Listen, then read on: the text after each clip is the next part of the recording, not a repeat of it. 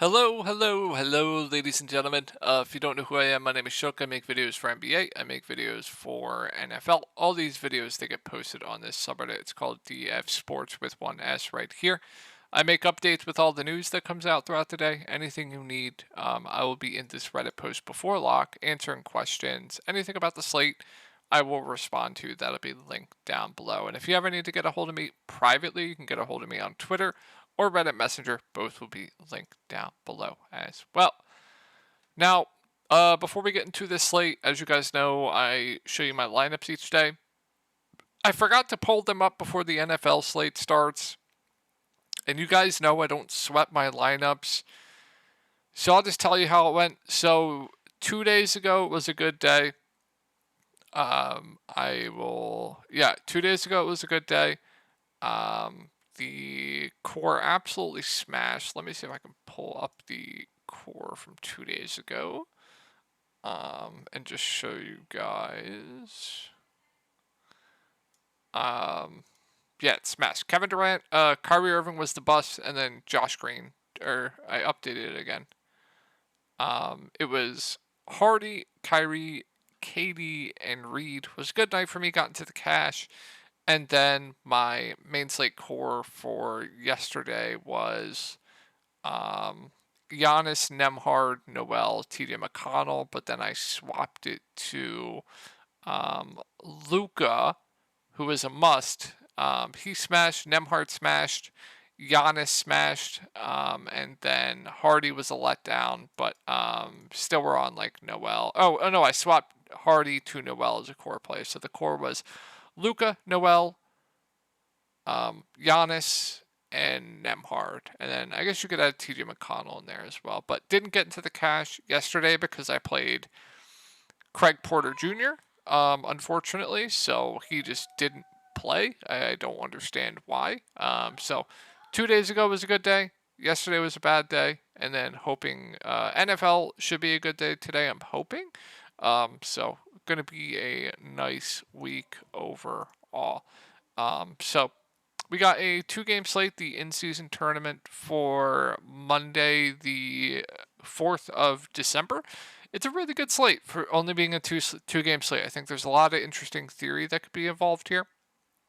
I have a good idea of what I think the field will be doing, and I apologize. I just got my flu shot today, so I'm feeling a bit foggy. So if I sound a little bit off in saying stuff, I do apologize there. But let's get into this breakdown.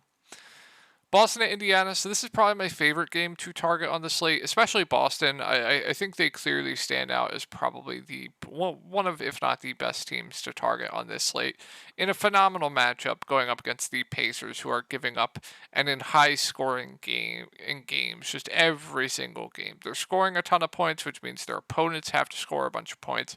We know Boston can put up a bunch of points. So this game environment is just really good. We also have no Kristaps Porzingis, so you're going to get Al Horford in the starting lineup.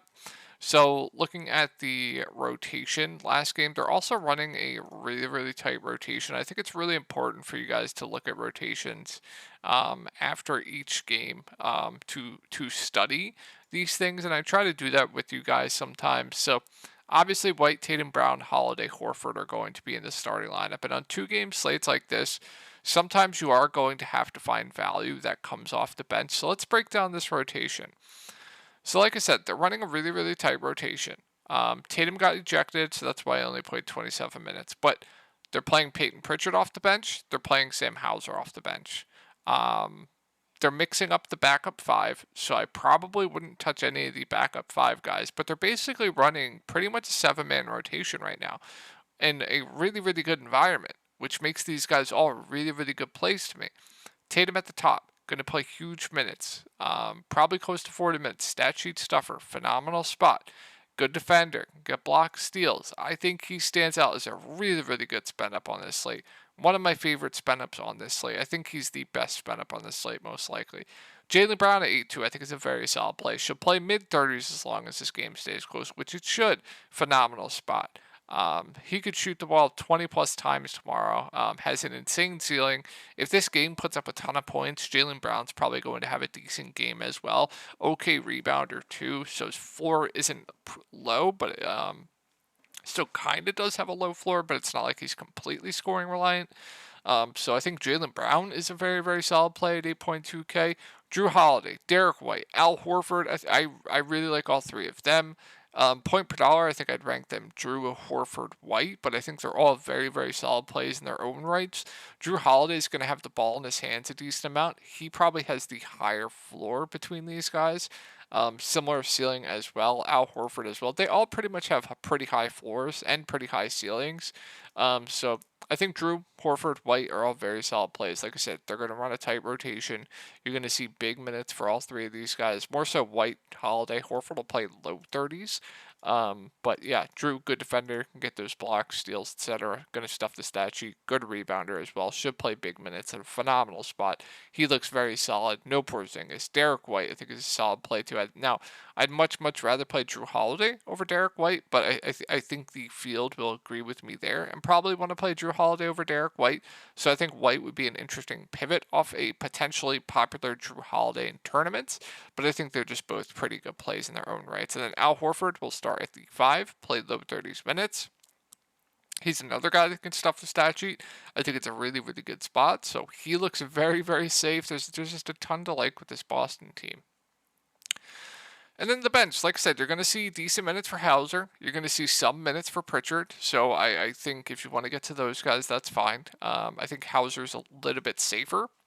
If you want to go with the ceiling option, Peyton Pritchard would be the guy to go with the ceiling. Now, sometimes they definitely can troll Peyton Pritchard's minutes if he's not playing well, but I think both are reasonable values at their respective prices. And then I'm not going to mess with the bigs. Band's not playing enough for me to go there. But yeah, Boston looks pretty good here. So looking at the Pacers, we'll monitor the Halliburton news. We'll go over both ways. Same with Obi Toppin. We will monitor that news as well. But I expect both to be playing here in this spot. So with both, if assuming both in, I think Halliburton's a good spin up. I think I do give the edge to Jason Tatum though. But Halliburton, like I said, this team, they push opponents to score points. He pretty much gives you a double-double basically every game. He's going to play 40 minutes a game. He's going to also be shooting the ball probably 20 plus time. I think he looks very good. I'm not going to say no if you want to play Tyrese Halliburton. Miles Turner's just there for me. Minutes aren't great on him, but he does have a ceiling. I think there are a bit better plays in the mid-range, like those Boston guys I think look a little bit better. So Miles Turner, more of a tournament play for me. And then if Halliburton's in, Buddy Hield, definitely a bit overpriced for my liking, but he still does have a ceiling. It is a 2-game slate, so he is in play for me solely for that reason. Not too big of a fan, though. I think Bruce Brown with Halliburton is still a solid play. You know, he is probably the one guy that I trust in this rotation. Like Bruce Brown, the industry was under projecting Bruce Brown all season long. He's been playing like 35 plus minutes all season long, and the industry just refuses to project him for more than like 32, 33. So he's about like 0.7, 0.8, I want to say, in this lineup, like 0.7, 0.75 in this lineup. You give him like 30, 35 minutes. He's going to project fine. If we take a look at his rates, another way you can study is just looking at everyone's rates. Like we'll take a look at the Pacers rates, and on smaller slates I can definitely do this with you guys because we have more time to kill. So looking at all the Pacers fantasy rates with everyone in, load please. Please load. Looking at their rates, so obviously Tyrese Halliburton's just insane, but yeah, where is Brucey Brown? No, that's the Pelicans. I could have swore I just clicked on the Pacers.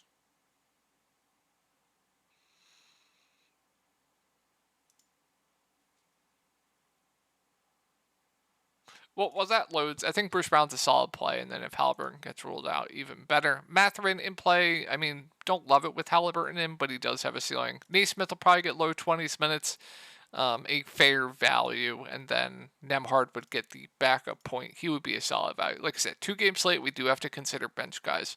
I think my favorite of this value point per dollar would be Nembhard. Good point per minute guy off the bench. I'm expecting around low 20s minutes for him. And it's just not loading. We'll try one more time. If Halliburton's out, then that changes the entire slate. Then Nemhard, TJ McConnell, these two guys will split the point guard duties. Both would be two of the best value plays on the slate. I wouldn't fade either. You can definitely play both in the same lineup, and that's what I would suggest you do. If Halliburton is out. But like I said, in-season tournament, I definitely expect Halliburton to play. Obi Toppin more kind of 50-50, so we will see there. But yeah, McConnell, Nemhard would look like two of the best plays in the slate. Miles Turner would still just be fine for me. Buddy Hield would get a boost. He would be a solid play. I would really like Bruce Brown if Halliburton's out. He gets a pretty big bump, especially a minutes bump as well. He would look really good to me. And then if Obi Toppin plays, I mean, even if Halliburton's in, I still think he's a solid play. But if Halliburton's out, I really like Obi Toppin. So looking at the rotation for the Pacers last game, Obi Toppin is actually getting some minutes at the 5 as well. They aren't giving Jackson backup 5 the whole time, so you're getting some run for Obi at the 5 too, which helps his floor and ceiling. And his minutes actually have been trending up as late. He's a good point per minute guy as well. I don't think the field is going to recognize this, so I think Obi Toppin is very, very sneaky tomorrow. I like him quite a bit. Even if Halliburton's in, I still like him quite a bit. So huge fan of Obi Toppin tomorrow. And then Matherin would be a solid play. Naismith would be a solid value, but I would prefer the guards over them as well. And then this, okay, it loaded. So Bruce Brown, yeah, I was right. 0.75, 0.8 with everyone in. So yeah, he's a solid play regardless. So yeah, let's move on to the Pelicans game. Looking at this game, so looks like everyone is going to be in. I'm expecting C.J. McCollum to play.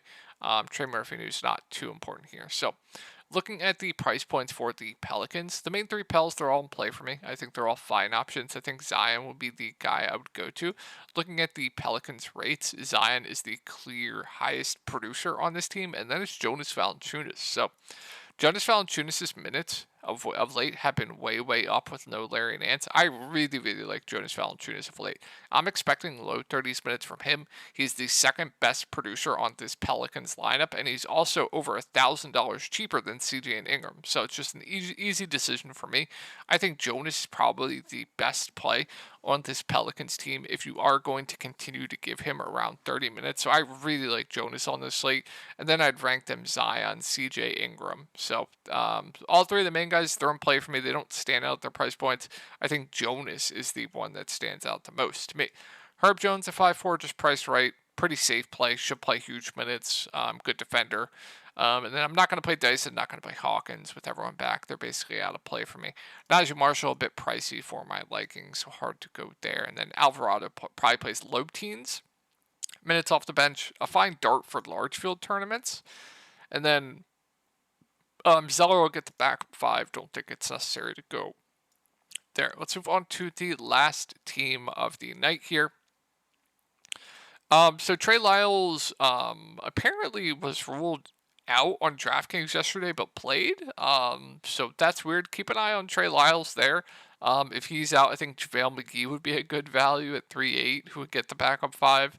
So just keep an eye on that. DraftKings had him out yesterday, but he actually played, I believe. So just be a little bit careful there.